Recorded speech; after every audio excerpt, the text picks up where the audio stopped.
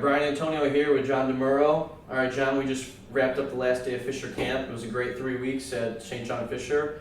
What are your impressions of camp after the Bills have left? Well, I was definitely glad I was part of this independent study. I knew I was going to like it, but I didn't think I'd like it this much. I definitely got a lot of my own ideas I'm going to make with videos, especially. I love having my own media access, working with you guys, being on the field, and being close to the players and everything. It was a fun experience. That'll help me out in my future, definitely. What do you think about camp? I had a lot of fun, man. It was definitely new to me. I never had the experience from being on the field as a media member. I was able to meet a couple media guys. I saw it from that lens, and it was definitely a lot different. Moving right down to the field, I thought the quarterback situation was the most interesting storyline over the whole camp. I mean, they had 3 different guys coming in that they were hoping that someone emerged as the starter. No one ended up having. Rex Ryan said it yesterday. He's happy with the way all 3 have played, and it's the best situation possible because they're all playing at a high level. But still, you got to wonder who's going to be starting quarterback in Week 1. And to me, I think it's going to be Tyrod Taylor, but we really don't know yet, and it's definitely a very interesting storyline heading into the season. All right, so there definitely was a quarterback battle, but I mean, everybody knew going in that rushing was going to be one of the key components to the team. So what do you think about that, especially with all the injuries they've had?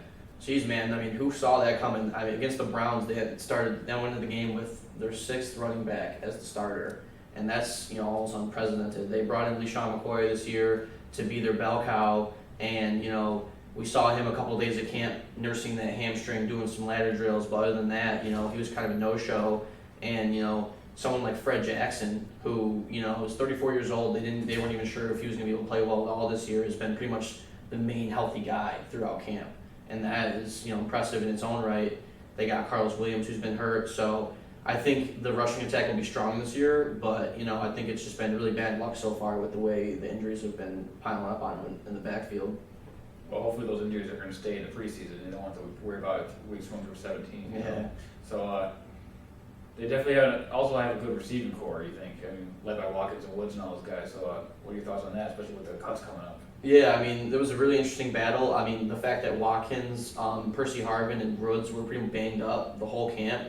We saw them on the sideline with their helmets off almost all the time, which was a bummer to not be able to watch them, but it really gave a lot of the other guys opportunities to get out there. Some guys like Tyler Thigpen, Marquise Goodwin, Marcus Easley, Deontay Thompson, all guys that are really fighting for roster spots now. Me personally, I think, and also Chris Hogan, who hurt himself during the preseason, I think those top 4 guys in Watkins, Woods, Harvin, and Hogan are locks. And I think Marcus Easley is also the 5th that'll be able to make the team. So I think the 6th player that makes it might be Deontay Thompson. I don't think Goodwin makes it. He had a great camp, but he's small. And I think he's going to struggle with a lot of the NFL wear and tear. So I think Easley and Thompson or Thigpen will be the last ones to make it. But it was definitely an interesting battle to keep track of the entire camp. All right. Any final thoughts? Do you think the Bills are going to be good this season? Yeah, I mean, I think there's a lot of hype around the season this year. I mean, Rex Ryan said it himself, we definitely expect to make the playoffs, and that's what you want to hear out of the head coach. And I think it's gonna be close, but I think they're gonna just get under 10 wins this year. I think they'll finish 9-7 and just miss the playoffs, but give the fans a good ride this season, and it'll be a lot of fun. What do you think? I'm just excited to see that defense again. I mean, that front 4 they have. I can tell you they're a fantastic 4 right there. Let me tell you. Yeah, man. Yeah, it's going to be close making the playoffs, especially with only 6 teams in each conference still. So, I mean, I think they really have a good shot, good chance to slide in there, but it's just going to be tough. I mean, I think they're going to get 10 wins, but even with that, it's still going to be tough.